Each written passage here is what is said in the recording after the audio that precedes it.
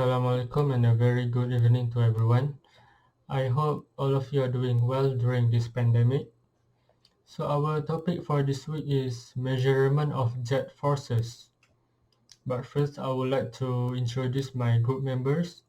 We are from group 5 and our group leader for this week is Wanji. Then we have Omera, Ramani and me, Amran. I would like to start with abstract. So the purpose of this experiment was to determine the effect of water jet with two different deflectors. The experiment was performed on different deflectors, which are hemisphere and plate. A set of weights were given to put at the loading weight to give force. The lever mechanisms needs to adjust after put some weight on it until achieve the stable position. Time measurement, flow rate, velocity, and calculated force were obtained and compared experimentally for each deflector. During the experiment, there are mistakes and error of the machine which make the reading not inaccurate. So the objective of this experiment is to compare the force exerted by a fluid jet impinging upon a flat plate or a hemispherical surface with the theoretical value. The theory: a jet of fluid when impinging upon a flat plate or a hemispherical surface generates a force due to change of momentum of the fluid according to the Newton's second law of motion. So for example, when a velocity of water v from jet nozzle with diameter strikes on a flat plate or a hemispherical surface, the rate of change momentum, which is m equal to rho av, produced and its magnitude is the same with the force F exerted on the surface of the flat plate or hemispherical in order to support the water jet. The force generated by a jet of water when it strikes depends on the shape of the surface, either flat plate or a hemispherical surface. As you can see in the figure 1 below, a jet of fluid strikes a flat plate, while the figure 2, a jet of fluid strikes a hemispherical plate. Figure 1 and figure 2 depict a jet of fluid issued from a nozzle of diameter, moving vertically upward with velocity v1 and strikes a flat plate and hemispherical surfaces respectively. The jet is deflected by the surface of flat plate or hemispherical through an angle theta and leaves the surface with velocity v2. Here we have the theoretical force generated when the jet of fluid strikes a flat plate. So for the first equation we have F, which is the theoretical force exerted on the flat plate or a hemispherical surface, equal to rho, which is the density of water, times with cross-sectional area of nozzle, times with V1, which is velocity of water jet impact on the flat plate or the hemispherical surface, minus rho AV2 squared cos theta. The theta is 90 degree, thus the V2 cos theta is equal to 0. Equation 1 can be write as F equal to rho AV 1 squared. For the hemispherical surface, the theoretical force generated is F equal to rho AV1 squared minus rho AV2 squared cos theta for the third equation, which the theta is 180 degree. Therefore, the V2 cos 180 is equal to negative V1. Thus, V2 is equal to negative V1. For the fourth equation, we have F, which is the theoretical force exerted on the flat plate or the hemispherical surface, is equal to 2 rho AV1 squared.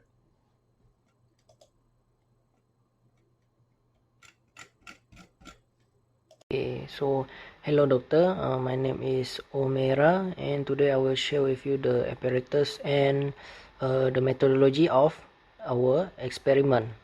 So the apparatus The apparatus of this experiment is, as you can see in this picture, includes the wet position deflector, which can be divided into two, which we will be using in this experiment are the flat plate and the hemispherical surface.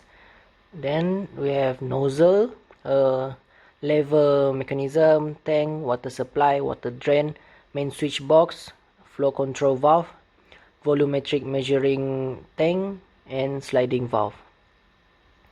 Okay, so now we will get into the methodology. So for the methodology of the first step of the methodology is to determine the two different types of deflector, which is the flat plate and hemispherical surface. So the step 2 is to remove the cover together with the lever mechanism. Then step 3, assemble the tested deflector. So the first deflector is the flat plate. And step number 4 is to place the cover with the assembled plate at the lever mechanism back into tank. Step number 5 is tighten the 3 screws to the cover. Step number 6 is to set the pointer to 0 or 0 notch by adjusting the screw at lever mechanism. When doing so, do not place any weight on the lever mechanism yet. Then step number 7, turn on the main switch and the pump. Step 8, slowly open the flow control valve until maximum flow, and then you put the desired weight depending on the data table on the lever mechanism. But then you must stop to put the weight until the pointer at lever mechanism is at 0 notch. Then only you can stop putting the weight. Okay, so step number 9 is to close the sliding valve and determine the flow rate of water Q or Q actual by recording the time taken required to fill up 2 liters volume of water in volumetric measuring tank. Okay, step number 10, open the sliding valve. Then you repeat step number 8 and 9 by decreasing the desired weight on the lever mechanism until the flow control valve is at minimum opening. Okay. Then step number 11 is to turn off the main switch and the pump, open the sliding valve and close the flow control valve before you change it. Then the last step is step number 12 is to remove the weight on the lever mechanism, and then only you can change the deflector, which is right now is from flat plate to the hemispherical surface. Then you repeat step number 2 to 11 for the next type of deflector. Okay, that's all from me. Now I'll pass to my group mate. So for now, I will start explain result and discussion part. For result part, in this experiment, we need to record the data of ventral force, volume of water collected, and the time required to fill up 2 liters of water in volumetric measuring tank also have been recorded. Therefore, we can calculate the actual flow rate by using volume of water divided by time. Then, the velocity of water jet also can be calculated by using the equation used before, that is 4 times actual flow rate divided by pi times square of diameter of nozzle. While for the theoretical force can be calculated by using equation given in the lab manual. Lastly, we need to calculate the percentage of relative error. After we calculate this data, we need to calculate log measure force and log velocity, then transfer all the data into graph.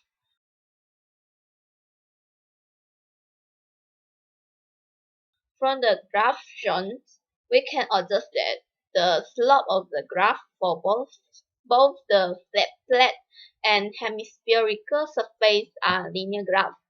By logging both sides, of the theoretical equation for both the surface, we are able to get the equation for both the surfaces. Log theoretical force equal to 2 log V1 plus A. The equation above is similar to the equation y equal to mx plus c. Thus, we can expect the graph obtained is correct. Hence, from here, we can calculate the value from the slope in the graph for both surfaces. The value from slope for flat surface is 1.69, while for hemisphere surface is 1.93. There is a difference between the value from slope in graph and the theoretical force for hemisphere and flat. This is because there is difference in the force impact toward the flat surface due to the different angle of the water impaction, causing the value of the slope in graph is different than theoretical value. Next, we need to estimate the y-intercept ratio of hemispherical surface to flat plate and compare with the theoretical ratio. Thus, the value of y-intercept we can calculate by the graph is negative 0.9226 for flat surface and negative 0.7532 for hemisphere surface. From the theoretical formula, the average theoretical force for flat surface is 2.3736, and for hemisphere surface is 4.4562. From the data above, the y-intercept ratio calculated is 0.8164 and the theoretical ratio is 1.877. In the real situation, there will be minor and major losses of the fluid when going through the pipe and striking the plate. So there is a difference between the theory value and measure value. Then I pass the other parts to my partner. Next, I will proceed with the part C of the discussion, which is compare the force exerted on the hemispherical surface with the one on the plate. Which one is greater and why? So from the experiment, we can say that the force exerted on hemispherical surface plate is higher due to the momentum produced, which is higher than a flat plate. The force exerted on hemispherical plate is greater than the flat plate because it lies on the behavior of water jet when it strikes the flat surface. It forms a radial sheet which impinges on the inner wall of the surrounding cylinder and then divides some of the water flowing down the cylinder wall and the rest flowing upwards. Although visibility is impaired by the spray which is generated, it does seem that some water falls on to the top side of the vane. This will have effect of producing a small momentum force in the downwards direction, so reducing the net upward force on the vane. Where for flat plate, the theta is 90 degree, cos theta is equals to 0, which we will get the force for plate is only F equals to rho AV square.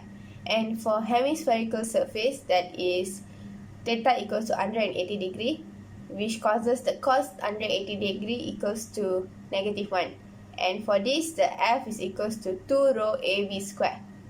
So from the equation itself, it shows that the force act on hemispherical surface is 2 times greater than a flat surface. So proceeding to part C2, Roman 2, whereby it states that compare the percentage of relative error for both the flat plate and also the hemispherical surface as the function of jet velocity, and comment on the analysis and explain your answer.